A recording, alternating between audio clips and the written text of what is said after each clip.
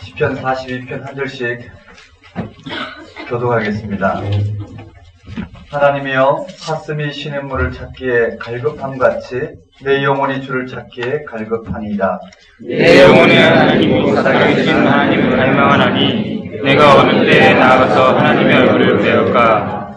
사람이 종일 내게 하는 말이 내 하나님이 어디 있느냐 하오니 내 눈물이 주야로 내 음식이 되었도다. 내가 전에 성령을 지키는 눈물과 동행하여 기쁨과 감사의 소리를 내며 그들을 하나님의 집으로 인도하였더니 이제 이를 기억하고 내 마음이 상하는도다. 내 영혼아, 내가 어찌하여 낙심하며 어찌하여 내 속에서 불안해하는가. 너는 하나님께 소망을 두라. 그가 나타나 도우심으로 말미암아 내가 여전히 찬송하리로다. 내 하나님이여, 내 영혼이 내 속에서 낙심됨으로 내가 연단과 해문과 불살산에서 주를 기억하리라. 주의 폭포 소리에 깊은 바다가 서로 부르며 주의 모든 파도와 물결이 나를 휩쓸었나이다. 낮에는 여호와께서 그의 인자하심을 베푸시고 밤에는 그의 찬송이 내게 있어 생명의 하나님께 기도하리로다. 내 반석이신 하나님께 말하기를 어찌하여 나를 잊으셨나이까. 내가 어찌하여 원수의 압제로 말미암아 슬프게 다니나이까 하리로다. 내 뼈를 찌르는 칼같이 내 대적이 나를 비방하여 늘 말하기를 내 하나님이 어디 있느냐 하도다. 같이요. 내 영혼아, 내가 어찌하여 낙심하며 어찌하여 내 속에서 불안해하는가. 너는 하나님께 소망을 두라. 나는 그가 나타나 도우심으로 말미암아 내 하나님을 여전히 찬송하리로다. 아멘. 하나님 아버지, 이 시간 사슴이 시냇물을 찾기에 갈급함같이 저희의 영혼들이 이 땅을 향하신 하나님의 그 구원의 은혜를 찾기에 갈급함으로 이 자리에 모였습니다. 주님, 저희들에게 하나님의 그 크신 은혜를 온전히 바라볼 수 있는 영적인 지평을 허락하여 주옵시고, 말씀을 통하여 저희들 가운데 임하신 하나님의 은혜의 크기를 우리의 이 땅의 삶을 통해서 누릴 수 있도록 주께서 인도하여 주옵소서. 이 시간 시편 말씀을 통해서 하나님을 온전히 저희들도 노래하기를 원합니다. 하나님, 영적인 문을 열어 주옵시고 지평을 넓혀 주옵시고 생명의 토대가 하나님께 있음을 함께 하나님 노래할 수 있도록 인도하여 주옵소서. 예수님 이름으로 기도드리옵나이다. 아멘.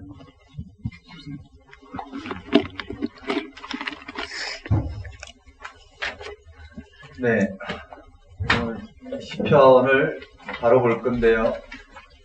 지난 시간도 욥기나 잠언을 좀 자세히 들어갔을 때 대부분 두 부류로 나눠지는 것 같아요. 말씀을 세밀하게 들어서 좋으신 분과 들으면 들을수록 공부할 양이 많이 나와서 마음이 힘들어지시는 분.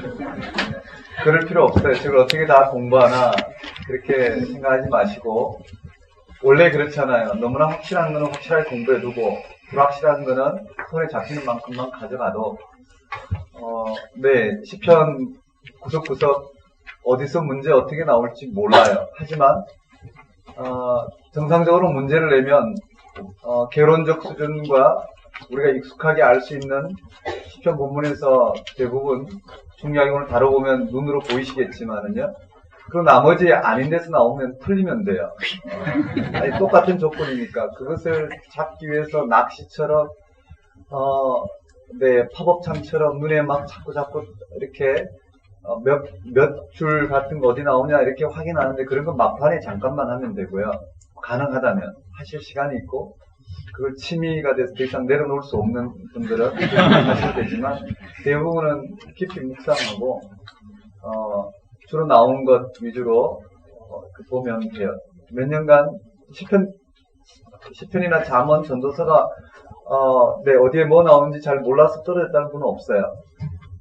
거기에서 망하진 않고요. 거기는 누구나 변별력 별로 차이가 없어요.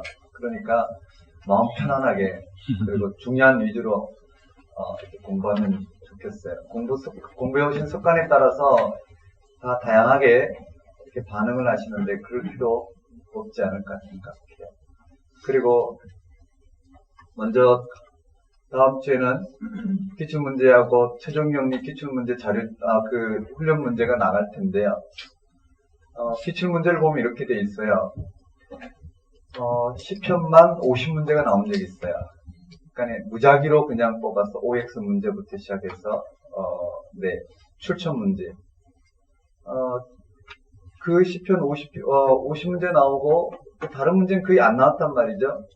그 시편만 이렇게 뭉텅뭉텅 나온 횟수가 한 2회 정도, 3회 정도 됐기 때문에 그것이 기출문제로 들어가니까 어떻게 되냐면은 매년 그와 같이 구석구석에서 나온 것처럼 느껴져요.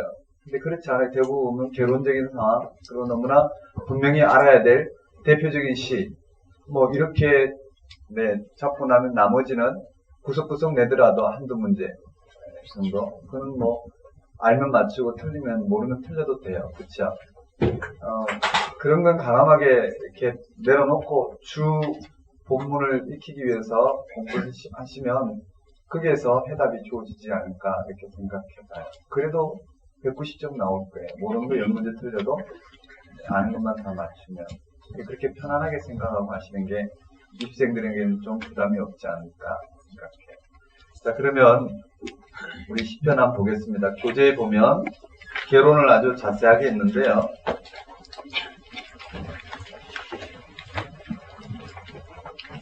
여러분과 순서대로 하나씩 나갈 텐데요.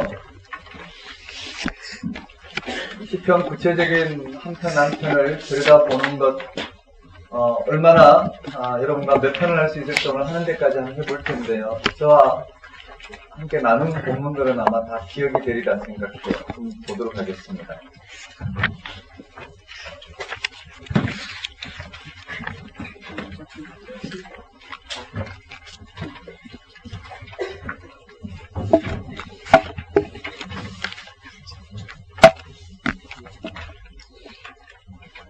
교재는 개론이 순서대로 되어 있어요. 그것을 이렇게 한 판에다가 다 한번 표현해 보려고 그래요.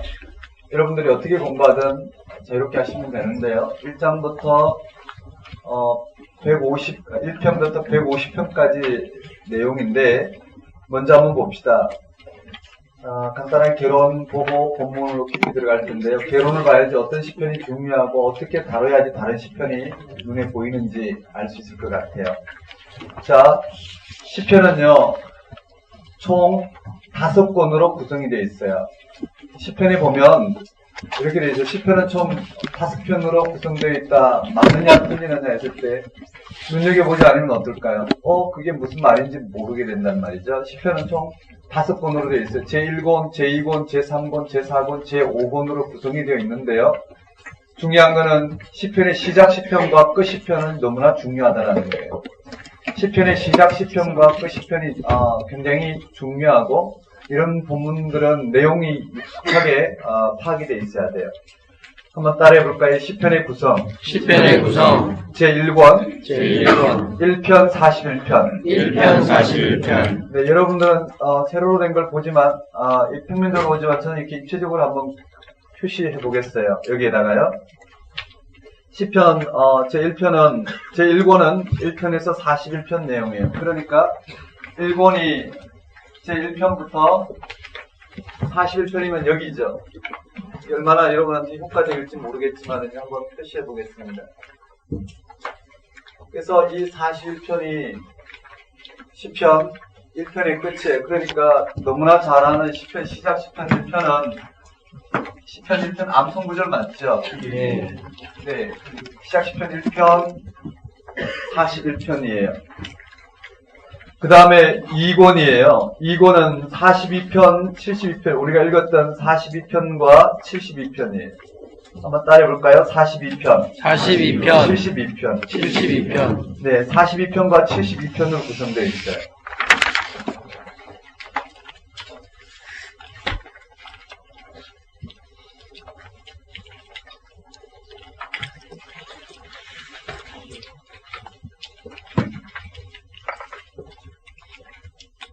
여기에 42편 그 다음에 72편으로 전체 시편이 어떻게 되는지 한번 보는 거예요.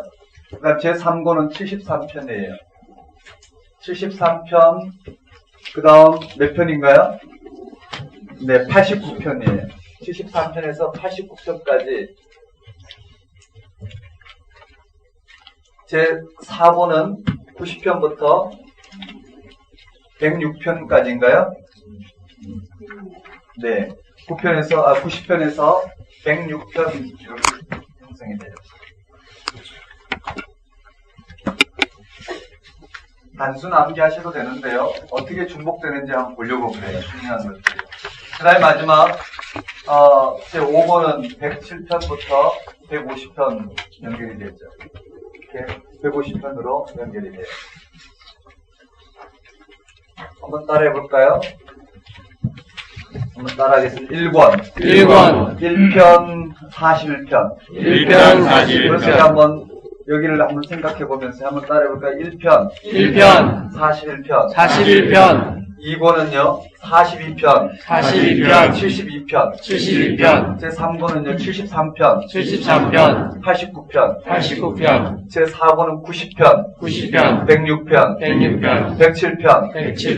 150편. 네, 이렇게 구성이 되는데 몇 번 확인하면 눈에 들으려 생각해요. 먼저 시편 구성은 그렇게 5권으로 구성되어 있어요. 그러니까 지금 10편의 시편이 해결이 된 거예요. 반드시 다뤄야 될 시편. 우리 제1편, 그 다음 41편, 42편, 72편, 73편, 89편, 90편, 106편, 107편, 150편. 이 시편은 눈에 익어야 되고요. 시편의 시작과 끝이 있는데 한번 보실까요? 간단하게 개론만 훑어보고 내용으로 들어갈 건데요. 우리 교재에 나온 순서대로 한번 볼게요. 1편은 잘 아는 내용이에요. 제1권의 1편. 복 있는 사람은 악인의 꾀를 따르지 아니하며 죄인의 길에 쓰지 아니하며 뭐에 대한 내용이냐면 율법에 대한 내용이에요. 맞죠? 율법을 찬양하는 시예요. 좀 후에 다시 한번 보겠지만 한번 따라해 볼까요?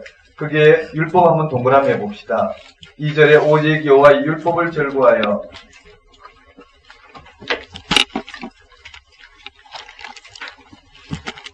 그 다음에 41편 간단하게 한번 이 시간 읽고 어떻게 내용을 잡아야 될지는 시편 본격적으로 개론이 끝나고 우리가 본문 볼 때 보기로 하고요. 거기에 41편 보면 가난한 자를 보살피는 자에게 복이 있으며 재앙의 날에 여호와께서 그를 건지시리로다.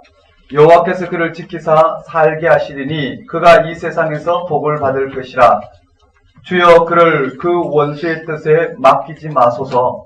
여호와께서 그를 병상에 붙드시고 그가 누워있을 때마다 그의 병을 고쳐주시나이다.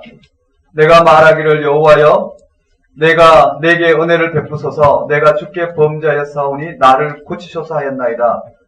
나의 원수가 내게 대하여 악담하기를 그가 어느 때나 죽고 그의 이름이 언제나 없어질까 하며 나를 보러 와서는 거짓을 말하고 그의 중심에 악을 쌓다가 나가서는 이를 널리 선포하며 나를 미워하는 자가 다 하나같이 내게 대하여 수군거리고 나를 헤아리고 꾀하며 이르기를 악한 병이 그에게 들었으니 이제 그가 눕고 다시 일어나지 못하리라 하며 내가 신뢰하여 내 떡을 나눠 먹던 나의 가까운 친구도 나를 대적하여 그의 발꿈치를 들었나이다.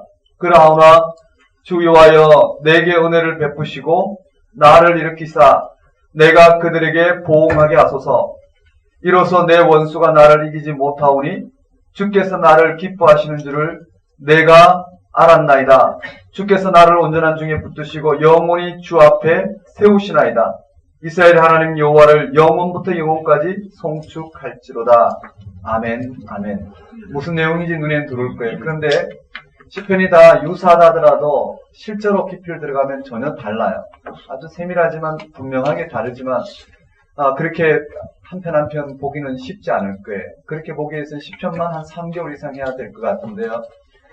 하지만 오늘 본문에 그냥 간단하게 우리 1편의 내용을 알고 41편 내용을 간단하게 인식해보면 이 41편 시는 좀 후에 다시 보겠지만은요. 한번 지금 개론적 상황에 한번 보는 거예요.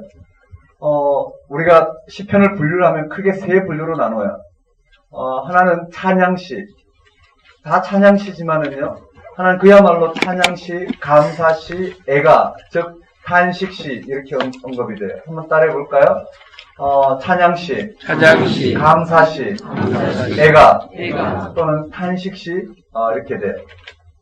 근데 41편은 어떤 시냐면 아마 애가에 속하는 것 같아요.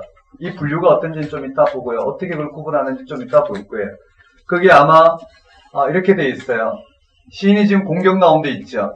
여러분 보시기에 어떤 공경인가요? 시인이 어떤 공경에 빠졌을까요? 병이 들었어요. 맞죠? 시인은 병이 들었고 이 병든 시인을 조롱하는, 네 하나님이 어디 있느냐 조롱하는 무리가 있어요. 하지만 시인은 어떻게 해요? 병이 들었고 조롱하지만 여전히 하나님을 신뢰한다는 시에, 병이 아직 낫거나 아니면 고침을 받았진 않았지만 여전히 하나님을 신뢰한다는 내용이에요. 그래서 시편 1편 우리 1절과 마지막 절은 반드시 기억해주면 내용을 한번 따라가 보면은요, 한번 거기 밑줄 한번 그어볼까요? 1절요. 가난한 자를 보살피는 자에게 복이 있으며 재앙의 날에 여호와께서 그를 건지시리로다. 간단하게 결론만 한번 볼 거예요. 거기에 네모를 한번 쳐볼까요? 재앙의 날. 가난한 자를 보살피는 자에게 복이 있으며 재앙의 날에 여호와께서 그를 건지시리로다. 자, 여호와께서 그를 지키사 살게 하시리니 그가 이 세상에서 복을 받을 것이라.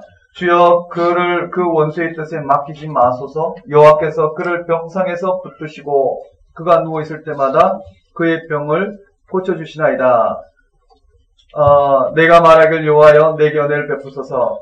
그래서 1절 정도 밑줄 긋고요. 나머지 상황은 시인이 심각한 질병 가운데 있을 때 가까운 친구까지도 대적하여 그를 조롱한 노래. 하지만 시인은 11절에 보면 내 원수가 나를 이기지 못하오니 주께서 나를 기뻐하시는 줄을 내가 알았나이다. 주께서 나를 온전한 중에 붙드시고 영원히 주 앞에 세우시나이다.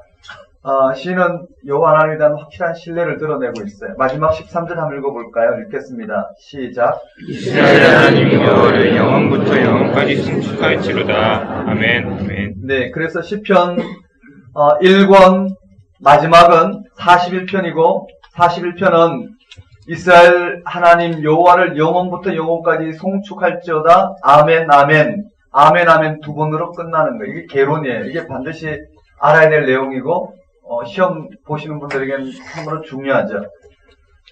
그 다음에 시편 42편이에요. 42편 시편을 아마 여러분 아실 거예요. 맞죠? 예. 너무나 유명한 시편이에요. 하지만 또 생소하신 분들도 있을 거예요. 시편이 5번으로 나눠졌나라고 인식도 못하실 분도 있을 텐데요. 거기 보시면 이렇게 되어 있어요. 2권은 42편, 72편인데 먼저 2권 첫 시편인 42편 보면 42편에다가 여러분 등호 표시를 해서 43편하고 같이 연결되어 있어요. 플러스 해볼까요? 42편 플러스 43편. 같은 시편으로 분류가 되어 있는데 이유는 좀 이따 다시 볼 거예요. 그럼 거기에 뭐라고 되어 있느냐면 하나님이여 사슴이 시냇물을 찾기에 갈급함 같이 내 영혼이 주를 찾기에 갈급합니다. 한번 따라 들어가 보면요. 시인의 영혼이 주를 찾기에 갈급하다고 그랬어요. 시인의 영혼이 주를 찾기에 갈급함이 무엇과 같으냐면 사슴이 시냇물을 찾기에 갈급함 같이 갈급하다고 그랬어요. 그런데 이 시편은 저희들 공부 시간에 많이 묵상을 했었는데요. 작년 재작년 이 시냇물을 찾는 사슴을 목가적으로 해석할 수는 없다라는 거예요. 그러면 이 시인의 갈급함 정도가 우리가 엄청 손에 잡히지 않아요. 이 사슴은 어떤 사슴이냐면은 시인이 이 사슴이라는 시어를 빌려왔기 때문에요. 이 사슴은 그 이스라엘 그 옛날 그 사막을 아라비아 광야 같은 사막을 건널 때에 데리고 다니는 동물이 두 동물이었다고 그래요. 낙타와 사슴이었다고 그래요. 그러니까 아마도 긴 여행이었던 것 같아요. 가져가던 물을 여행하는 도중에 다 마시고 오아시스를 찾아서 다시 물을 채워서 건너야 될 정도의 긴 거리였는데요. 그게 낙타와 그 옆에 데려가는 동물이 바로 사슴이었는데, 왜 사슴을 데려갔냐면은 그런 긴 여행을 가게 되면 그 물이 다 떨어질 때쯤, 그리고 오아시스를 찾아서 다시 물을 공급받고 출발해야 될 이런 상황에 첫 여행인 오아시스를 찾기 직전 물이 다 떨어질 때쯤 되면 낙타가 지쳐 있다라는 거예요. 그래서 코가 이 거품으로 나와서 거품이 코로 나와서 눈으로 들어가서 계속해서 입으로 거품이 나오고 코로 들어가 눈으로 해서 이 후각이 다 마비가 된대요. 오아시스 근처 한 1km, 2km, 한 3km 금방쯤 가면 이 동물들이 대충 그 지리 동물들이 그 오아시스에서 나오는 물 냄새나 풀 냄새를 맡고 그 방향으로 인도해줘야 되는데 낙타는 지쳐버리기 때문에 그럴 수가 없대요. 그래서 데려가는 동물이 사슴이래요. 사슴은 처음 출발해서 그 상인들이 낙타와 함께 물을 나눠 먹고 물이 다 떨어질 때까지 이 사슴은 물 한 모금 주지 않는데, 그래서 낙타의 안장에다가 사슴을 맨 줄을 달고 가는 거예요. 그럼 사슴은 지칠 대로 지쳐 있는 거예요. 오직 그 물을 먹고 싶은 그 갈증의 모든 촉수가 후각에 달려 있는 거예요. 그러면 오아시스 근방까지 오면 사슴은 그 물 냄새를 맡고 펄펄 뛴다라는 거예요. 그러면 이 상인은 사슴을 놓아주는 거예요. 사슴은 그렇게 지쳤는데도 불구하고, 거의 질질 끌리다시피 했는데도 불구하고 그 오아시스 물 냄새를 나는 데를 향해 쏜살같이 달려간대요. 대부분 사슴은 그 오아시스 근처에서 죽어 있다라는 거예요. 물도 마시지 못하고. 왜냐하면 너무 갈급한 가운데 뛰어가다 보니까 탈진해서 쓰러진다라는 거예요. 그러면은 그 발자국을 따라서 유유히 뒤에서 천천히 낙타와 그 일행들은 오아시스 그 향해 간다라는 거죠. 지금 여기서 언급되는 사슴의 내용은 바로 그와 같다라는 거예요. 그의 모든 실존, 지치고 온전히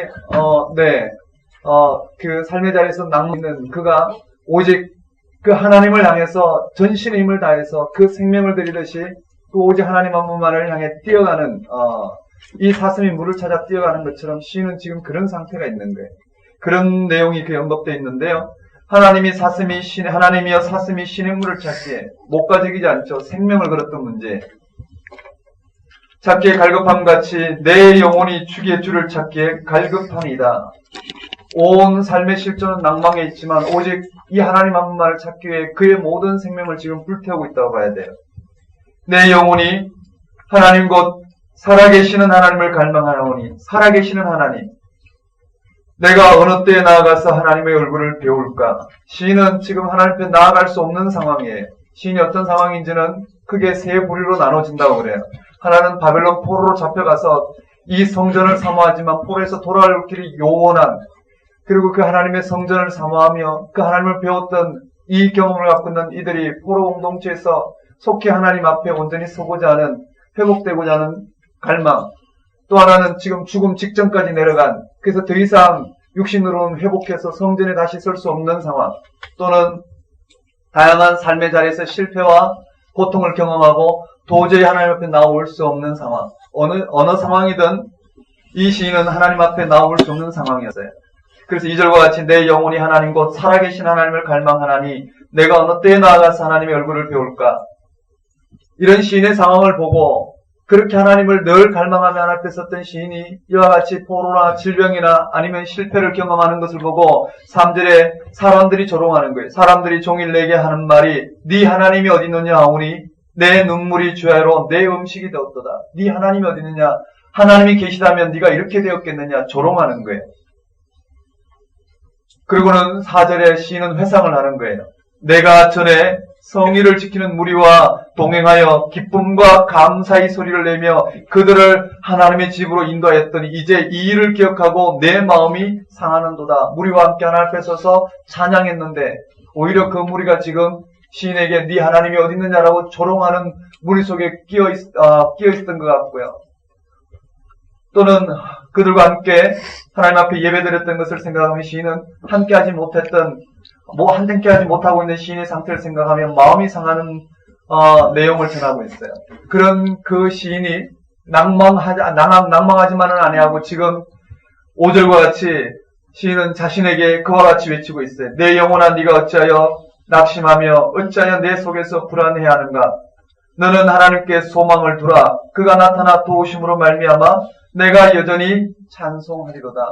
그런 상황에도 시인은 하나님을 향한 신뢰를 내려놓지 아니하고 여전히 소망하는 가운데 시인은 지금 자신의 이와 같이 낭망해버린, 죽을 병에 걸린, 그리고 도저히 하나님 앞에 돌아올 수 없을 정도로 맞아버린 그런 상황 자체를 비관하는 게 아니라 그런 상황 가운데에서도 오직 하나님께 소망을 두고 하나님을 찬양하는 이 시인의 전적인 하나님을 향한 신뢰가 드러난다고 봐야 되겠죠. 그게 5절 네모를 치시고요.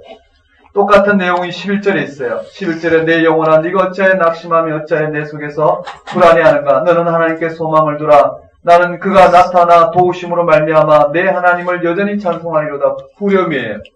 이것이 43장에도 언급되어 있어요.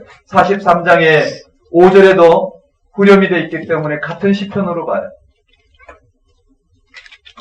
그리고 계속 보면은요, 6절에 내 하나님이여 내 영혼이 내 속에서 낙심함으로 내가 요단 땅과 헤르몬과 미살산에서 주를 기억하나이다. 주의 폭포 소리에 깊은 바다가 서로 부르며 주의 모든 파도와 물결이 나를 휩쓸었나이다. 낮에는 여호와께서 그의 인자하심을 베푸시고 밤에는 그의 찬송이 내게 있어 생명의 하나님께 기도하리로다. 시는 여전히 하나님 앞에 지난날을 기억하며 늘 신실하게 그에게 인자하심을 베푸신 하나님 앞에 찬양하는 거예요. 9절에 내 반석이신 하나님께 말하기를 어찌하여 나를 잊었었나이까. 내가 어찌하여 원수의 압제로 말미암아 슬프게 다니나이까 하리로다. 내 뼈를 찌르는 칼이 내 칼같이 내 대적이 나를 비방하여 늘 내게 말하기를 네 하나님이 어디 있느냐 하도다. 시인의 상황은 지금 절망 상태고요. 절망 상태에 있는 시인을 무리들이 네 하나님이 어디 있느냐, 하나님이 있으면 한번 보여봐라. 도대체 네 상황이 왜 그러냐라고 말할 정도로 시인은 하나님 앞에 이와 같이 낮아진 경험을 했지만 시인은 그러한 무리들의 비방에도 불구하고 시인이 이전에 경험했던 그 하나님과의 그 놀라운 그 은혜를 기억하며 지금 또 어떻게 해요? 이 자체가 고통스러운 게 아니라 하나님을 위해서 하나님 앞에 찬양하고픈 이 한 열망을 가지고 지금 노래하고 있어요. 그래서 시인은 여전히 하나님께 신뢰를 드러내며 내 영혼아 어찌하여 낙심하며 어찌하여 내 속에서 불안해하는가. 너는 하나님께 소망을 두라. 그가 나타나 도우심으로 말미암아 내 하나님을 여전히 찬송하리로다. 제가 시간이 없어서 원고를 하지 않고 그냥 본문을 읽으면서 어떤 구조인지만 봤어요. 그럼 이 시편 눈에 들어오시죠? 네.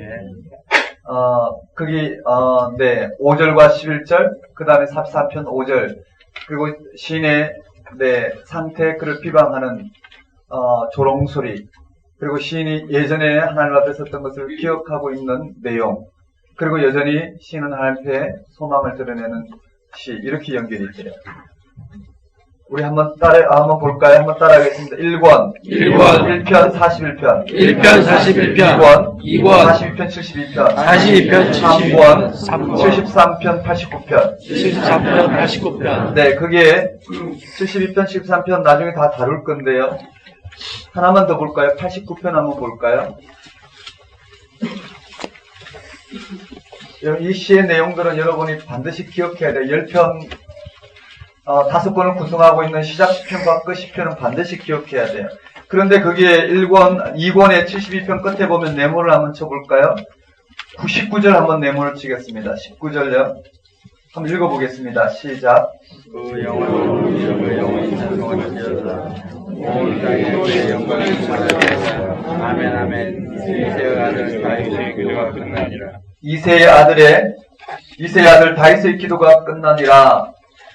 이새의 아들 다윗의 기도가 끝나니라로 끝나는 시편은요 72편이요 2권의 마지막이에요. 근데 거기도 위에 보면 아멘 아멘으로 끝나죠. 맞나요? 예. 반드시 특징을 기억해야 되고 또 73편 우리 뒤에서 볼 거고요. 89편 한번 볼까요? 89편의 맨 끝에 52절 보면 한번 읽어볼까요? 52절요. 시작. 네. 89편은 긴 본문인데 또 이걸 어떻게 다뤄야 되는지 우리 간단하게 한번 봅시다. 저와 함께 다룬 본문과 여러분 혼자 볼 때 어느 정도 차이가 나는지 한번 보면서요. 시편 전체적으로 인식했을 때 부분적인 게 기억이 난다는 것을 한번 봤으면 좋겠는데 그게 한번 보겠습니다. 그게 무슨 노래냐면은요. 그 여호와의 인자하심과 성실하심을 노래하고 또 노래하는 시편이 89편이에요. 1절에 보면 내가 여호와의 인자하심을 영원히 노래하며 주의 성실하심을 내 입으로 대대에 알게 하리다. 밑줄을 그어요. 이 시편으로 시작하는 것은 89편이에요. 그럼 많은 사람들이 이렇게 생각해요. 이런 시편 89편을 가지고 이런 내용들은 다른 시편도 계속 나오는데 그럼 다른 시편은 이 시편을 공부해놓고 다른 시편을 보면 다른 시편도 비슷비슷한 표현들이 나오는데 그럼 어떻게 해야 될까 걱정할 수 있는데 그런 걸 내려놓고 중요한 이 결혼 상황에 나오는 중요한 시편들을 먼저 깊이 인식을 하면 다른 부분들은 상대적으로 이렇게 인식이 돼요. 한번 보겠습니다. 내가 여호와의 인자하심을 영원히 주의 성실하심을 내 입으로 대대에 알게 하리다. 시인이 여호와의 인자하심과 성실하심을 영원히 노래하며 대대에 알게 하리다. 이미 결단해요. 결심해요. 즉 여호와의 인자하심과 성실하심을 노래하고 또 노래하는데 먼저 1절은요. 시인이 결심을 한단 말이에요. 거기에 내가 말하기를 인자하심을 영원히 세우시며 주의 성실하심을 하늘에 견고히 하시리라 하였나이다. 주께서 이르시되 나는 내가 택한 자와 언약을 맺으며 내 종 다윗에게 맹세하기를 내가 네 자손을 영원히 견고히 하며 내 왕위를 대대에 세우리라 하셨나이다. 그래요. 거기 가만히 한번 보면 이렇게 되어 있어요. 그 주의 인자하심과 성실하심이 어디에 나타났느냐 하면 2절에 보면 하늘에서 견고히 하시리라 하였나이다. 어디에 나타나냐면 3절에 보면 다윗 언약에 나타났어요. 다윗 언약에 한번 동그라미 해볼까요? 한번 따라하겠습니다. 언약. 그게 내 종 다윗. 네, 언약과 언약 동그라미 다윗 동그라미 해보시면요. 우리 교재에 본문 다 실려 있죠. 예. 거기서 이렇게 효과적으로 이렇게 입체적으로 보시면 좋을 것 같아요. 자, 언약을 맺으며 내 종 다윗에게 맹세하기를 내가 네 자손을 영원히 견고히 하며 내 왕위를 대대에 세우리라 하셨나이다. 그렇게 끝나요. 무슨 말이냐면 시인은 인자하심과 성실하심을 노래하겠다고 그랬어요. 근데 그런 인자하심과 성실하심이 어디에 언급 나왔느냐면 다윗과의 언약 가운데 나왔어요. 어떻게요? 4절에 내가 네 자손을 영원히 견고히 하며 네 왕위를 대대에 세우리라 하셨나이다. 주의 인자하심과 성실하심이 다윗 언약 가운데 드러났어요. 거기에 대한 구체적인 내용이 즉 다윗 언약에 대한 구체적인 내용이 5절부터 18절까지 네모 한번 쳐볼까요? 첫 번째 단락은 1절부터 4절이고요. 그 다음에 5절부터 18절까지 네모를 한번 쳐볼까요? 이 여호와의 인자하심과 성실하심이 다윗과의 언약에 나타났는데 그 언약의 내용은 내가 네 자손을 영원히 견고히 세우며 견고히 하며 네 왕위를 대대에 세우리라 하셨나이다. 여기에 나타났는데 여기에 당신의 인자하심과 성실함을 나타내신 하나님이 누구시냐가 5절부터 18절까지 내용이에요. 하나님이 누구시냐? 우리 5절 한번 읽어볼까요? 시작. 여호와여 주의 기이한 일을 하늘이 찬양할 것이요 지성질도 거룩한 자들의 모임 가운데서 찬양하리이다. 그래요. 주의 기이한 일을 하늘이 찬양할 것이요 성실도 거룩한 자들의 모임 가운데 찬양하리로다. 결국은 인자와 성실이 계속 반복돼요. 6절에 무릇 구름 위에서 능히 여호와와 비교할 자 누구이며 신들 중에서 여호와 같은 자가 누구리까? 하나님은 거룩한 자의 모임 가운데서 매우 무서워할 이시오며 둘러있는 모든 자 위에 더욱 두려워할 이시니라. 여호와 만군의 하나님이여 주와 같이 능력 있는 이가 누구리까? 여호와여 주의 성실하심이 주를 둘렀나이다. 여호와가 누구냐라는 그렇게 인자와 성실을 다윗 언약에 베푸신 분이 누구시냐면 모든 신들 중에 비교할 자가 없는 분, 창조주 하나님을 지금 역사의 주권자의 창조주 하나님을 드러내고 있어요. 그 하나님이 9절에 주께서 바다의 파도를 다스리시며 그 파도가 일어날 때 잔잔하게 하시나이다. 주께서 라합을 죽임당하는 자같이 깨뜨리시고 밑줄 한번 그어볼까요? 라합은 여기서 교만한 자를 가리키는데요. 주의 원수를 주의 능력의 팔로 흩으셨나이다. 하늘이 주의 것이요 땅도 주의 것이라. 세계와 그 중에 충만한 것을 주께서 건설하셨나이다. 남북을 주께서 창조하셨으며 다볼과 헤르몬이 주의 이름으로 말미암아 즐거워하나이다. 주의 팔에 능력이 있사오며 주의 손은 강하고 주의 오른손은 높이 들리우셨나이다. 공의와 정의가 주의 보좌의 기초라. 인자하심과 성실함이 주의 앞에 있나이다. 네, 그렇게 되어 있어요. 즐겁게 소리칠 줄 아는 백성은 복이 있나이다. 여호와여 그들이 주의 얼굴빛 안에서 다니리로다. 그들은 종일 주의 이름 때문에 기뻐하며 주의 공의로 말미암아 높아지오니 주는 그들의 힘의 영광이심이라. 우리의 뿔이 주의 은총으로 높아지리오니 우리의 방패는 여호와께 속하였고 우리의 왕은 이스라엘의 거룩한 이에게 속하였기 때문이다. 무슨 말이냐면 핵심은요, 인자와 성실을 노래하는데 그 인자와 성실이 바로 다윗과의 언약 가운데 나타났고, 다윗과 언약 가운데 나타내신 하나님이 누구시냐면, 인자와 성실을 베푸신 하나님 누구시냐면 천지를 창조하신 창조주 하나님이요, 이 창조 세계를 주관하시는 분, 그가 인자와 성실을 가지고 공의와 정의를 행하시는 분으로 요약할 수 있어요. 그리고 19절에 보면 그때 주께서 환상 중에 주의 성도들이 말하여 성도들에게 말하 이르시기를 내가 능력 있는 용사에게는 돕는 힘을 더하며 백성 중에 택함 받은 자를 높였으되 내가 내 종 다윗을 찾아내어 나의 거룩한 기름을 그에게 부었도다. 다윗 동그라미 할까요? 그리고는 3절에 있는 다윗을 화살표에서 그 다윗으로 19절의 다윗으로 연결해 보셔요. 20절인가 20절, 네, 다윗으로 연결해 보셔요.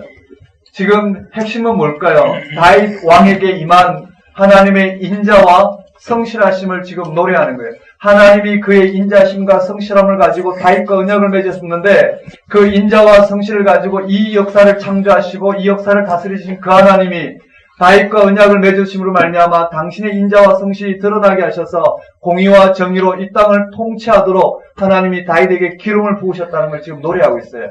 왜 이와 같이 노래하는지 그 이유가 맨 끝에 나오는데 한번 가봐야 돼요.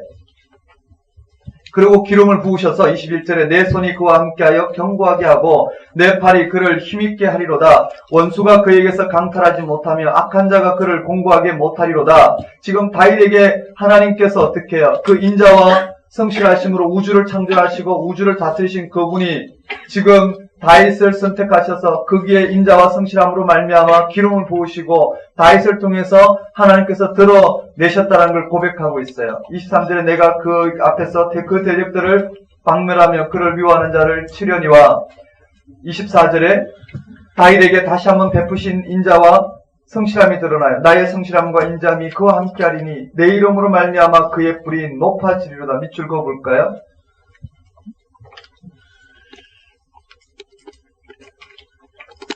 뭐와 같나요? 사무엘상 22장인가요? 22장이 나오죠. 그리고 시편 18편에 나오는 말씀이에요. 똑같은 나의 성실함과 인자심이 그와 함께하리니 내 이름으로 말미암아 그의 뿔이 높아지리로다. 그렇게 연결됐어요. 그리고는요, 28절에 보면 그를 위하여 나의 인자함을 영원히 지키고 그와 맺은 나의 언약을 굳게 세우며, 그게 한번 동그라미 볼까요? 한번 따라하겠습니다. 그와 맺은 나의 언약을.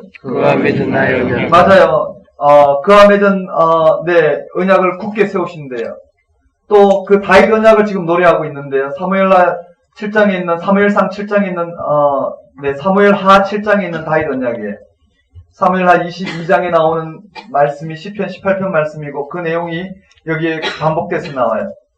29절에 또 그의 후손을 영구하게 하여 그의 왕위를 하늘의 날과 같게 하리로다. 하늘의 날과 같이 장구하겠다라는 거예요. 30절에 만일 그의 자손이 내 법을 버리며 내 규례대로 행하지 아니하며 내 율례를 깨뜨리며 내 계명을 지키지 아니하면 내가 회초리로 그의 죄를 다스리며 채찍으로 그들의 죄악을 벌하리로다. 벌하지만 영원히 맺은 이 다윗 언약 가운데만 여호와의 인자하심과 성실하심으로 영원히 맺은 이 언약은 파기하지 않겠다는 말이에요. 그게 다윗 언약을 기초하고 있는 건데요.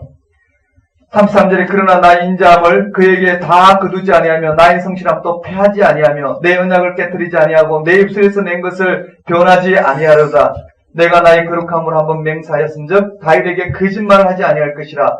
그의 후손이 장구하고 그의 왕위는 해같이 내 앞에서 항상 있으며 또 궁창의 확실한 정인인 달같이 영원히 경고하게 되리라 하셨도다. 과거의 다윗 언약과 맺은 하나님의 인자심과 성실하심, 그 인자심과 성실하심 우주 만물을 창조하시고 주관하시는 분이 다윗에게 기름을 부으시고 그를 통해서 하나님이 이 역사를 통치하시겠다는 그 약속이 아무리 율법과 규례를 깨뜨리더라도 잠시 하나님의 회초리로 그를 징계할 뿐이지 그 언약의 자리에서 파기하지 않겠다라는 거예요. 이유가 뭘까요? 바로 그 다음 내용 때문에. 지금이 뭘까요? 지금 율법과 규례를 지키지 않아서 이 다윗의 후손들이 하나님에 맞아서 바벨론 포로로 잡혀가 그 공동체가 깨트려졌단 말이에요. 그 깨트려진 그들이 이 하나님의 언약을 기억하며 하나님 앞에 그 인자하심과 성실을 기억하며 하나님의 언약 그 신뢰 앞에서 지금 그들이 어떻게 회복될 것인지 그걸 노래하고 있어요. 그게 38절 이하예요. 그러나 주께서 주의 종의 언약을 미워하사 그의 관을 땅에 던져 욕되게 하셨으며 그의 모든 울타리를 파괴하시며 그 요새를 무너뜨리셨으므로 그 38절부터 마지막 절까지 네모를 치고요. 그러면 이제 전체 흐름은 이해됐어요. 38절부터 52절까지는 현실이에요. 그 다음에 1절부터 39절까지는 다윗과 언약을 맺었던 그 언약의 내용을 언급하고 있고요. 그 언약의 내용에 하나님의 성실과 인자심으로 굳게 맺은 그 언약의 자리를 다시 한번 기억하며 지금 현실에서 그 언약을 촉구하는 장면이라 볼 수 있겠죠. 아마 내용은 분명해요. 44절에 그의 영광을 그치게 하시고 그의 왕위를 땅에 엎으셨으며 그의 젊은 날들을 짧게 하시고 그를 수치로 덮으셨나이다. 46절에 여호와여 언제까지니까 스스로 영원히 숨기시리이까 주의 노가 언제까지 불붙듯 하시겠나이까 나이대가 얼마나 짧은지 기억하소서. 주께서 모든 사람을 어찌 그리 허무하게 창조하셨는지요. 누가 살아서 죽음을 보지 아니하고 자기의 영혼을 소울의 권세에서 건지리이까. 49절에요. 밑줄 한번 그어볼까요? 49절 밑줄 국 한번 읽겠습니다. 시작.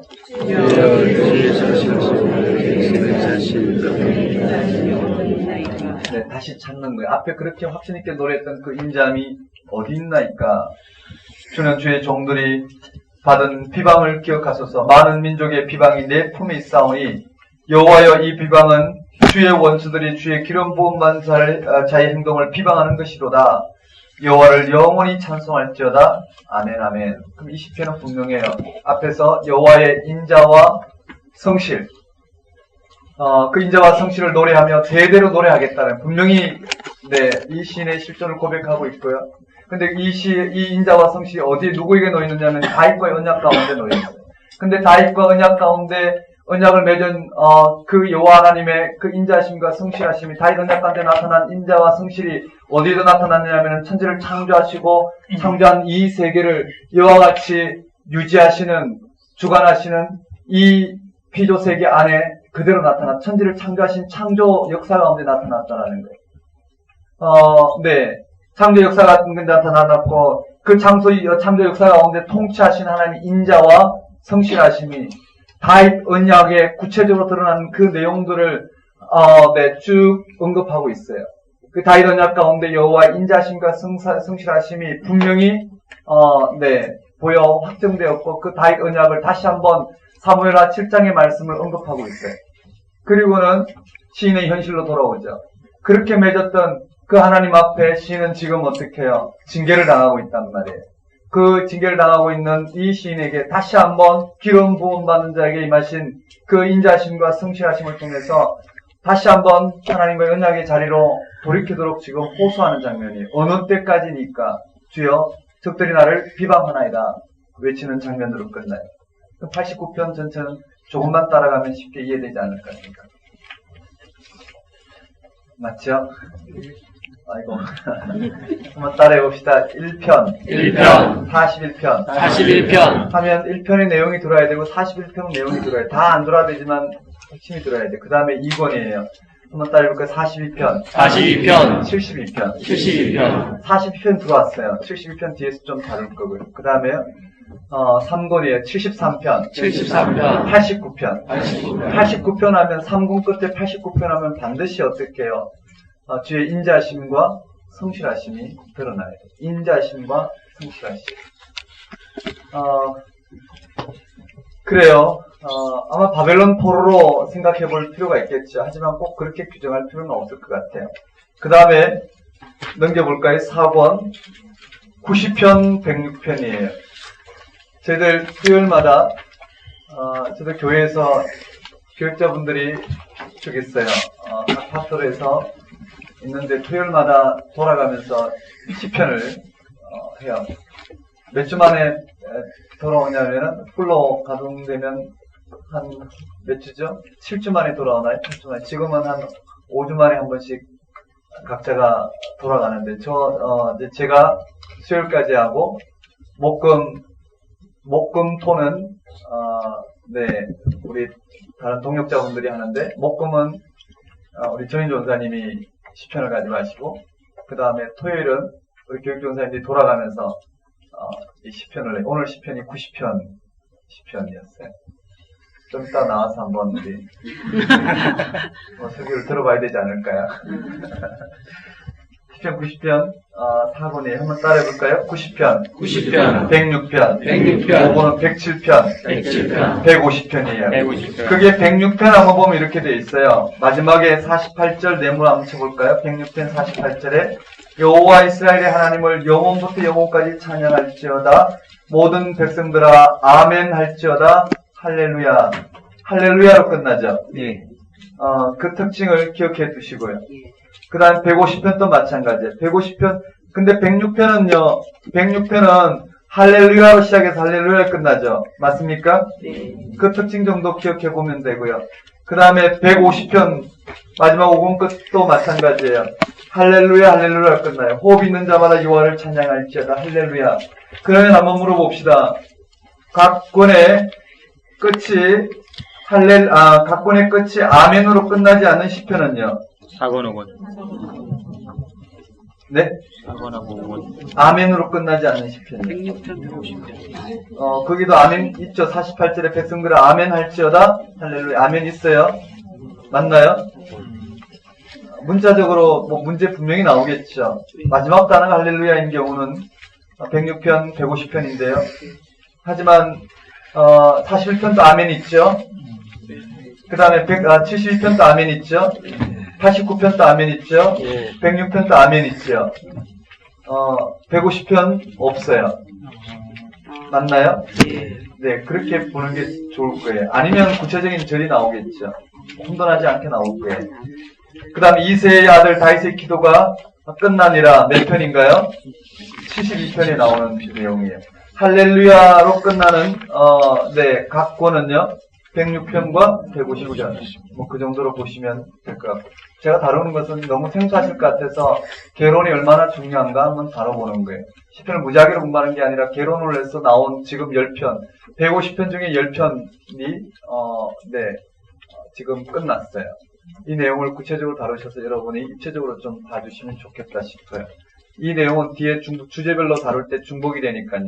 그 다음에 하나만 보고 좀 쉽시다. 거기에 각 권이 끝났고 제가 지금 해나가는 순서대로 공부하면 굉장히 편할 것 같아요. 그 다음에 시편 자체에 보면 각 편에 제목들이 있어요. 즉 지연이가 실제로 나와요. 지연이가 실제로 표제어에 나오는데요. 거기에 이렇게 돼 있어요. 지연이에 의한 분류. 그야말로 내 시편의 표제어와 시편 본문을 가지고 우리가 확인할 수 있는 내용만 다뤄보는 거예요. 거기에 시편에 지연이가 언급돼요. 한번 따라볼까요? 다윗. 대부분은 다 다윗 시편이에요. 그러나 제사장 아삽과 고라와 헤만과 에단, 모세, 솔로몬까지 언급돼 있어요. 한번 거기 지연에 대한 분류 한번 따라해볼까요? 다윗, 아삽, 고라, 헤만, 에단, 모세, 솔로몬. 그게 이 시편이 구분이 돼야 되는데요. 그게 아삽의 시가 나와요. 여러분 시편 1편부터 41편까지는 다 다윗의 시편으로 분류가 돼요. 다른 저자가 이름이 없던가 아니면 다른 저자의 이름은 들어가지 않아요. 맞죠? 예. 그리고 시편 2권부터 보면은요. 시편 1권은 그렇게 돼 있고 2권부터 보면 그 2권이 한번 따라해 볼까요? 42편, 42편, 72편, 72편, 42편과 72편 2권 이후에 보면 아삽의 시가 나와요. 한번 따라볼까요? 아삽의 시. 아삽의 시, 2권의 내용은 누구로 시로 주로 언급됐냐면은 2권 내용에 2권 권별로 한번 볼까요? 아삽이 어디 나오고 고라가 어디 나오고 에단이 어디 나오고 모세가 어디 나오고 솔로몬이 어디 나오고 확인하셔야 되는데요. 먼저 1권은 다 다윗의 시편으로 분류가 된다고 보면 돼. 근데 2권은 한번 따라해 볼까요? 그치요? 42편. 네. 2권 한번 따라해볼까요? 42편. 42편, 72편. 72편, 42편. 42편, 72편. 72편. 자, 2권의 시작은 이렇게 돼요. 42편인데, 42편부터인데, 2권의 그 저자가 누구냐면 고라예요, 고라. 고라 자손의 시인데 한번 따라해봅시다. 고라 자손의 시. 고라 자손의 시. 여기에서 42편부터 50편까지 끝까지 가면 되는데 위에 49편까지만 가요. 한번 따라해볼까요? 고라. 고라,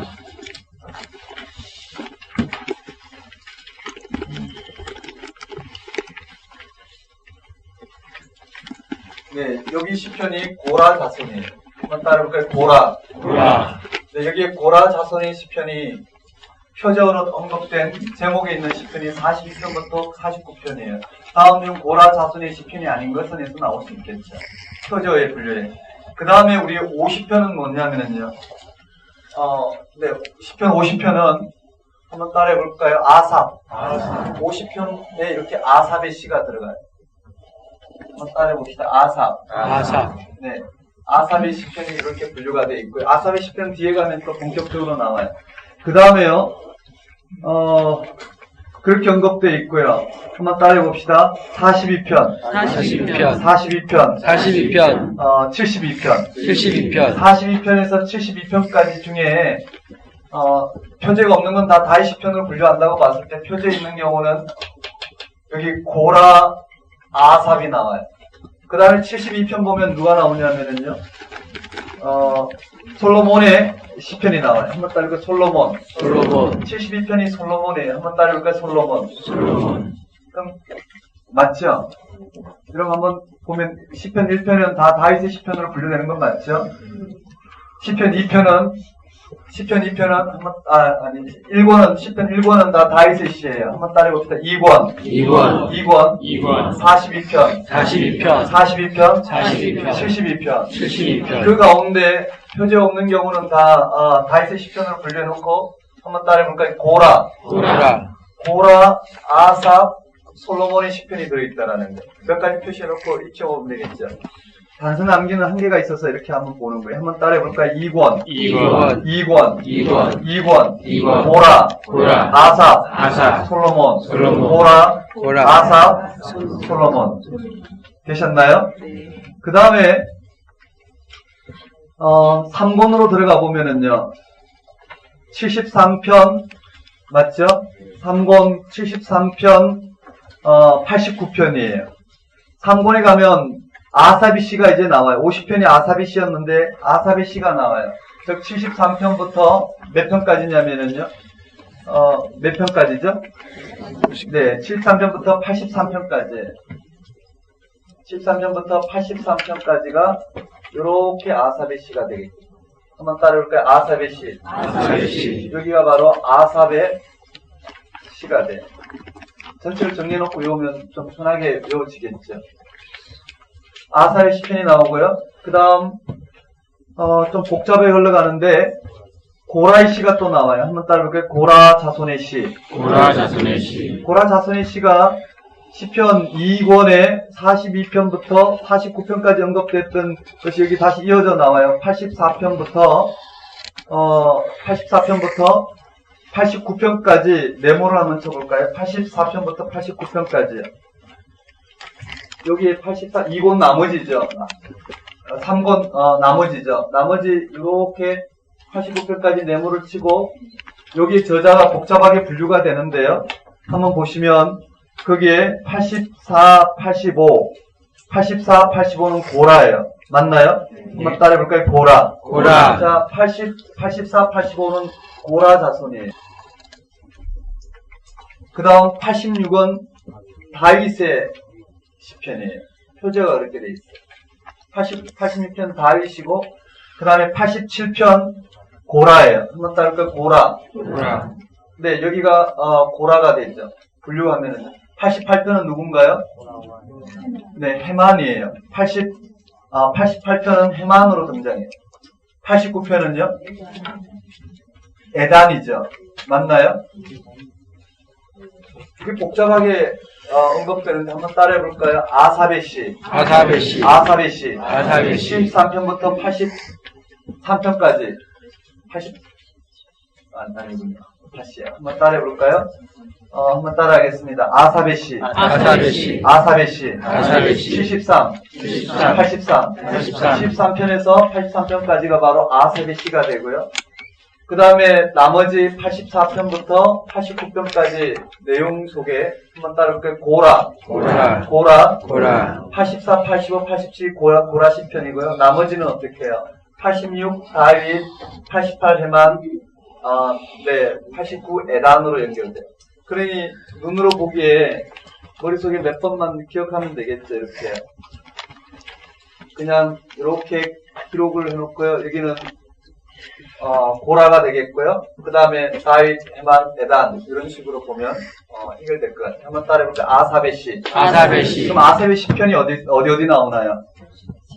3권에 73, 83에 나오고 그 다음에 50편이 나오더라. 정도 기억하면 되겠죠? 맞나요? 아사베시가 이렇게 언급이 되어 있어요. 그 다음에 고라의 시는 어디 나올까요? 고라는 2권이 주로예요. 42편부터 고라의 시는 49편까지인데 맞죠? 고라의 시편 제3권에 이와 같이 84, 85, 87에 나오더라. 다윗의 시편은 곳곳에 나오는데 여기에 들어가 있고요. 헤만은 여기 나와요. 한번 따르면 헤만, 에단 표시해두면 어디 나오는지 확인이 되리라 생각해요. 뭐 이렇게 복잡하게 하나 하시겠지만은요. IQ 150이 안 넘는 분들은 이렇게 보는 게 가장 효과적이라고 생각해요.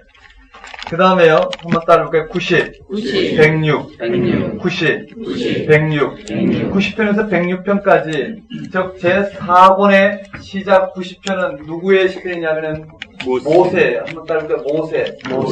모세는 여기에 하나밖에 없어요. 그리고 나머지는 다 다윗의 시편으로 분류가 되겠죠. 표제가 없고 또는 이따라 다윗의 시편으로 될 거예요. 그리고는 106편까지 가요. 그 다음에 제3권 한번 따라해볼까요? 107편, 150편. 거기까지 지연이는 127편에 솔로몬이 나와요. 한번 따라해볼까요? 솔로몬의 시편인데 이 솔로몬은 바로 2권의 끝인 72편이 바로 이 127편하고 같이 솔로몬이 저자예요. 이렇게 돼 있어요. 그러면 우리가 좀 구성이 될 거예요. 한번 외워볼까요? 한번 따라하겠습니다. 1번, 2번, 3번, 4번, 5번 분류하면서요. 한번 따라해볼까요? 1편, 41편, 42편, 72편, 74편, 89편, 90편, 106편, 107편, 150편. 이게 분류가 됐다고 하면 그 다음에는 저자를 분류하는 거예요. 저자를 부를 때 1권은 문제가 없어요. 맞죠? 2권이에요. 한번 따라해볼까요? 42편, 72편. 그게 저자가 언급된 건 바로 누가 등냐면 고라 자손.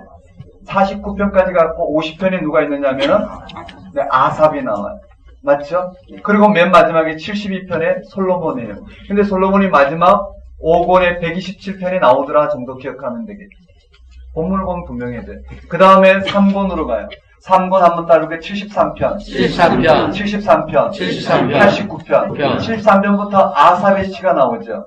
맞나요? 73, 83까지 아삽의 시고, 그 다음에 84, 85, 86, 87, 88, 89, 이 6편의 시편이 복잡했는데, 보니까, 고라 자손의 시가 84, 85, 넘어가니까 87이더라. 맞나요? 그 밑에 다윗의 시가 86편이 있고 88, 89가 있는데 헤만과 에단의 시더라. 그렇게 복잡하지만 딱 규정하면 돼요. 그 다음에 한번 따라해 볼까요? 90편. 제 4권에 보니까 90편 솔로몬의 시편으로 시작하더라. 아, 네. 모세의 시편으로 시작하더라. 90편부터 106편까지는 그 다음에는 아무것도 없어요. 107편부터 150편까지는 5권에 아무것도 없는데 127편에 솔로몬 시편이 하나 있더라. 되셨나요? 그렇게 규정해보면 돼요. 그러고는 어떻게 해요? 여기서 중요한 겹치는 부분들을 우리가 좀 봐줘야 되는데요. 나중에 한번 보기로 하고요. 자, 그러면 한번 봅시다. 89편은 우리가 아까 봤어요. 맞죠? 네. 한번 따라해볼까요? 인자하심과 성실하심. 여호와의 인자하심과 성실하심을 찬양하고 그러고 난 다음에 어떻게 해요? 애가로서 하나님 앞에 그러한 인자와 성실함이 속히 나타나도록 탄식하는 시편으로 끝났어요.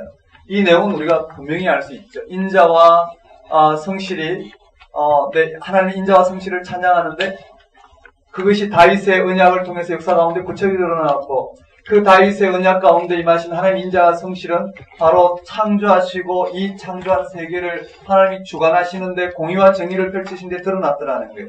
그 인자와 성실이 다윗 언약이 얼마나 확실하게 드러났는지 그 기록을 보시고 이 역사를 통치하게 하시고 그리고는 아무리 율법과 규례를 떠났다 하더라도 회초리를 가지고 하나님께 징계할 뿐이지 하나님께 언약을 파기하시지 않는 하나님. 그 언약은 영원히 되도록 있는 인자와 성실이 다른 말로 말하면 이 역사 끝나기 전까지 하나님의 인자와 성실이 이 역사를 붙들고 있는 것처럼 다윗 언약과도 여전히 놓여있다는 걸 이야기하면서 마지막 인자와 성실을 나타내시라는 이 촉구를 하는 그 시편 정도로 우리가 명확히 인식했을 때 이 시편은 너무나 중요하게 다뤄지겠죠.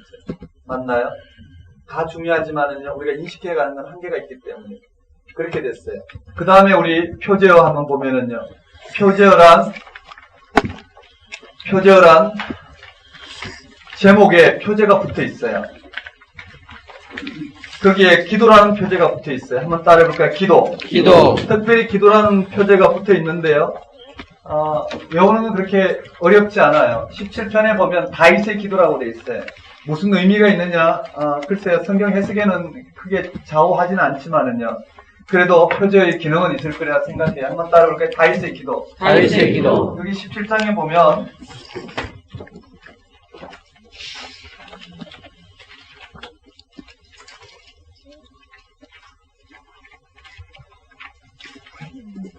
다윗의 기도가 언급되어 있고, 그 다음에 다윗의 기도가 언급된 장면 보면은 86편 언급되어 있어요. 다윗의 기도는 두 군데 나오는데 여기에 우리가 잘 외우기 힘든 여기 있죠. 시편제 3권에 아삽의 시가 지나가고 나머지 3권은 고라와 헤만과 에단으로 언급된 시에 유일하게 다윗 시편 하나가 들어가 있는데 이것이 다윗의 기도라는 제목을 가지고 붙어 있다라는 거예요. 이렇게 돼 있어요. 그 다음에 기도라는 제목이 붙어 있는 건 모세예요. 모세의 기도라는 제목이 있어요. 한번 따르고 모세의 기도. 네, 기도라는 제목이 붙어 있는 건 이렇게 언급됐다고 보면 될 것 같아요. 이리저리 한번 연결해 보는 거예요.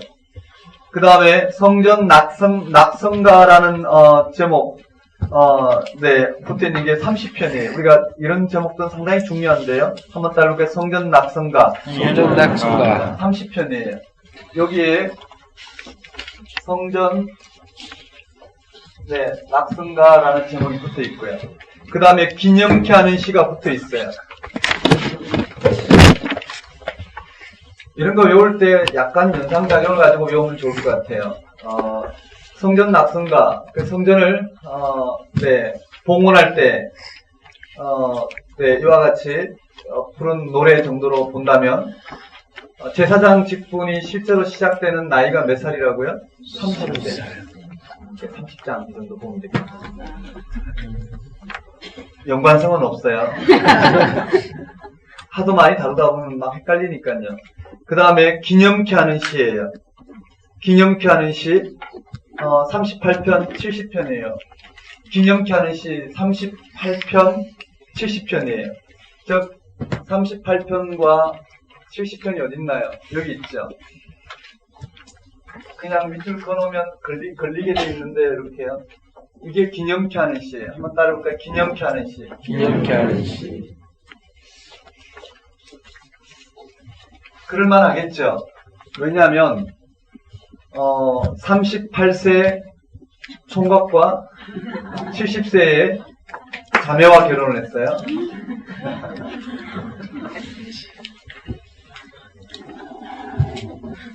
사랑의 노래가 나와요.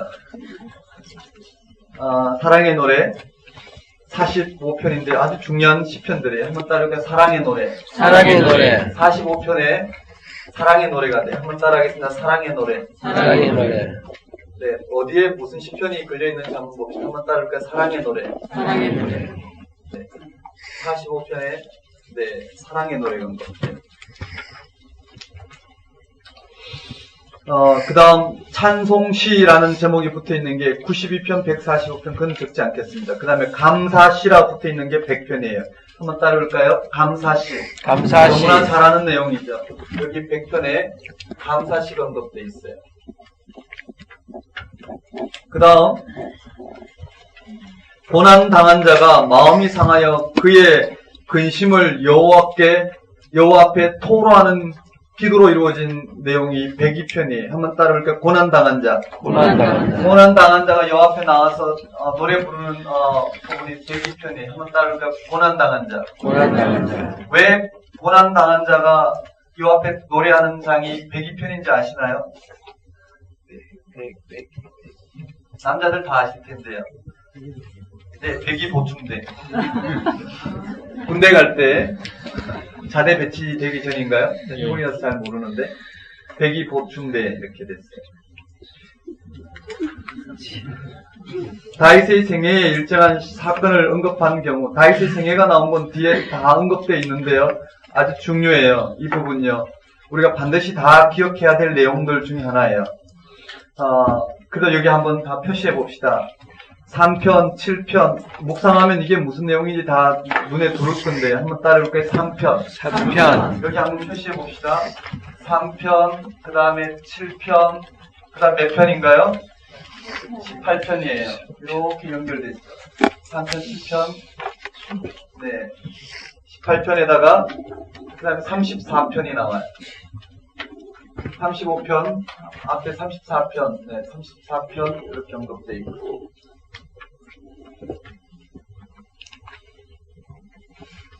34편, 그 다음에 51편이 나오네요. 바세바 범한 사건 이후에 언급된 34편에서 51편 이렇게 연결해 볼까요? 51편. 여기 51편에 굉장히 많이 밀집되어 있어요. 그게 51편부터 60편, 63편까지 연결되는데요. 그게 51편, 52편, 그러니까 51편부터 쭉 63편까지 네모를 하나 쳐서 아닌 것만 빼봅시다. 다윗의 표제가 안 붙어 있는 것만 빼면 53편 안 붙어 있죠. 맞습니까? 53편, 그 다음에 55편 안 붙어 있고요. 그 다음에 57편 안 붙어 있죠. 57편 붙어 있고요. 58편이 안 붙어 있고, 58편 안 붙어 있고요. 그 다음 59편 붙어 있고, 60편 붙어 있고요. 그 다음에 61편, 62편이 안 붙어 있죠. 뭐 이렇게 표시하면 쉽게 기억되지 않을까 생각해요. 그러니까 50편, 52편 입체적으로 보면 좀 쉽게 기억되겠죠. 요렇게 네, 요렇게 되나요? 아닌 것만 기억하면 쉽게 될 것 같아요. 아닌 것만 기억해보면.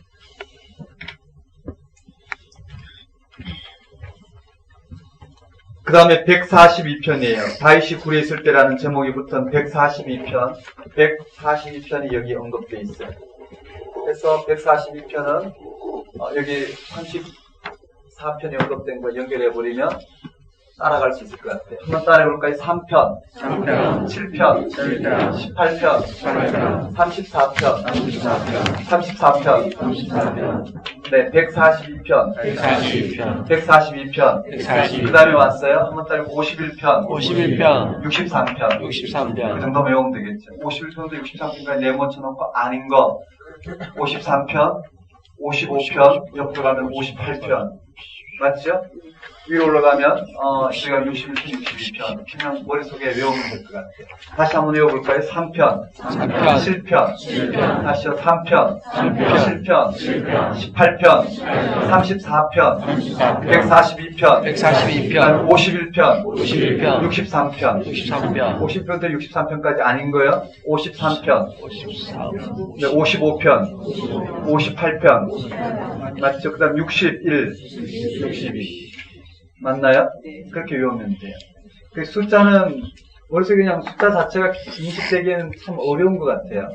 그래서 이렇게 입체적으로 한번 그려서 놓고 따라가면서 그때그때 보면 개론은 좀 쉽게 파악이 되고, 그 본문 하나하나가, 예를 들어서 우리가 3편을 공부하면 3편이 어떤 내용인지 떠올려 보면 되잖아요. 떠올리고 메모해 놓으면 되고요.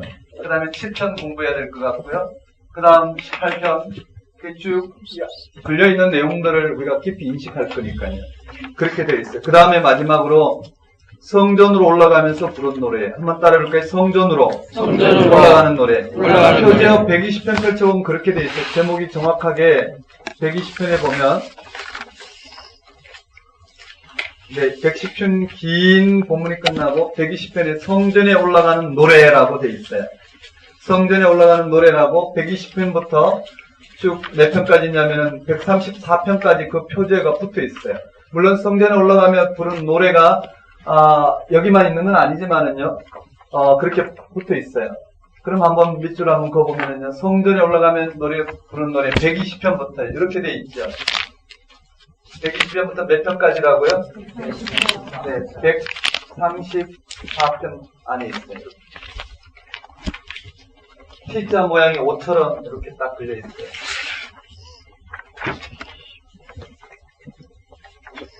이렇게 문제가 언급될 수도 있겠죠. 성전에 올라가며 부른 노래의 시편은, 표제가 붙은 시편은 117편에서 133편까지다.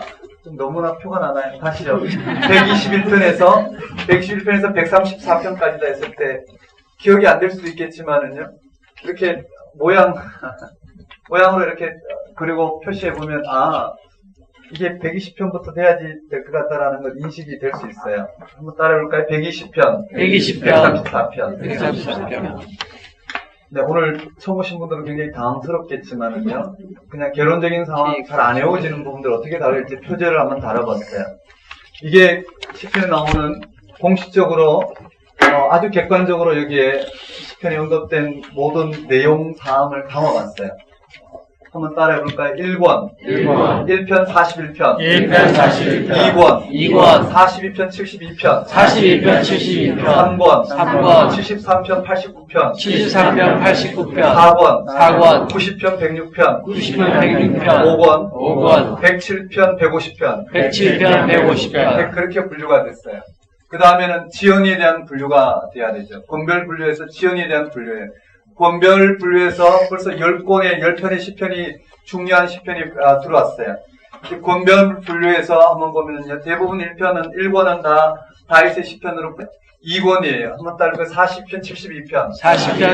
그 가운데 40편부터 49편까지는 안 외우더라도 메모해놓으면 고라 자손의 시예요. 거기에 하나 언급된 게 아삽의 시가 있더라. 그러면 아삽의 시를 꼬리를 물고 들어가는 거예요. 맞죠? 아삽의 시 꼬리를 물고 제3권, 맞죠? 제3권 73편부터 89편까지 시작은 아삽의 시로 시작되는데 2편의 끝은 솔로몬 시편으로 끝나는 건 당연하죠. 한번 따라해볼까요? 2권. 저자가 언급된 저자가 총 4명, 맞나요? 세 저자인가요? 네 저자죠.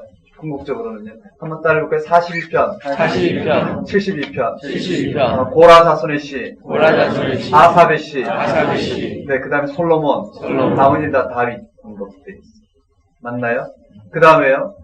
73편은 누구로 시작하냐면 아삽의 시. 한번 따라해볼까요? 아삽의 시. 자, 꼬리를 물고 가봅시다. 한번 따라해볼까요? 고라의 자손 시. 고라 자손이 어디도 나오죠? 3권에도 나와요. 맞죠? 그 다음에 아삽의 시. 아삽의 시가 어디로 나오나요? 제 3권에 나와요. 들어가요. 그 다음에 한번 따를 거 솔로몬이 여기 나왔어요. 어디에도 나오죠? 제 5권에도 120편이 나오더라. 그냥 따라가면 돼. 그 다음에 한번 따라해볼까요? 73편, 89편.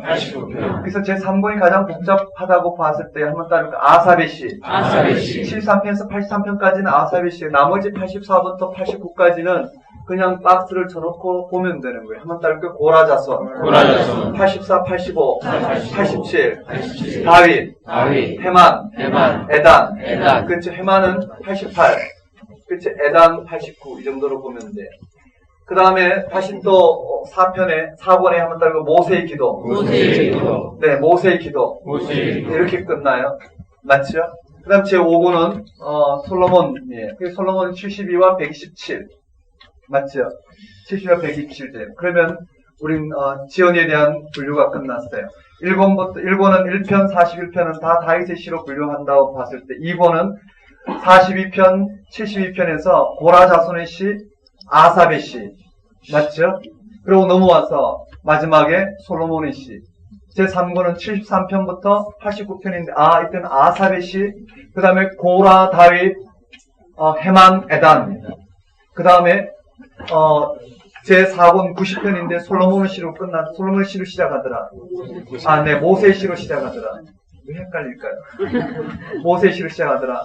그 다음에 제 5권은 다 다윗의 시라 아니면 다른 표제가 붙어 있는데 마지막에 가면 127편이 솔로몬 시더라. 127편은 72편하고 연결되더라. 그 정도로 보면 되겠지. 그 다음에 표제가 붙었더라. 자, 기도라는 표제가 붙었던 것은 다윗의 기도라고 붙어 있어요. 다윗의 기도는 17편, 그 다음에 가장 복잡한 8편, 그 다음에 모세의 기도 이렇게 됐어요. 되셨나요? 그 다음 성전 낙성가 하면 30세. 기억나시죠? 30세, 30편이에요. 그 다음 기념케 하는 시. 정말 기념할 만하죠? 네, 총각이 38살, 처녀가 70살이에요. 그 다음, 사랑의 노래. 45. 네, 45. 사랑의 노래, 45. 찬송시 넘어가고요. 감사시는 몇 편이라고요? 100편. 감사시란 표제가 붙어 있는 것이 100편이라는 거예요. 감사시는 많이 나와요. 그 다음에 고난당한 자가 노래하는 시편이 왜 102편일까요? 100이 보충되라고 했어요. 그 다음에 다윗 생애에 일정한 사건을 언급하는 경우 표제어가 붙어 있어요. 자, 한번 따라가 볼까요? 한번 따라하겠습니다. 3편, 7편, 18편, 34편, 142편, 들어왔어요. 51편, 63편, 그 안에 아닌 거요. 53편, 55편, 58편, 맞나요? 그 다음에 61, 62. 아마 쉽게 기억되리 같습니다. 그 다음에 성전으로 올라가면 부르는 노래. 성전으로 올라가면 부르는 노래. 120편, 134편 됐어요. 가장 재미없는 시간 끝났어요. 우리 10분 쉬었다가 좀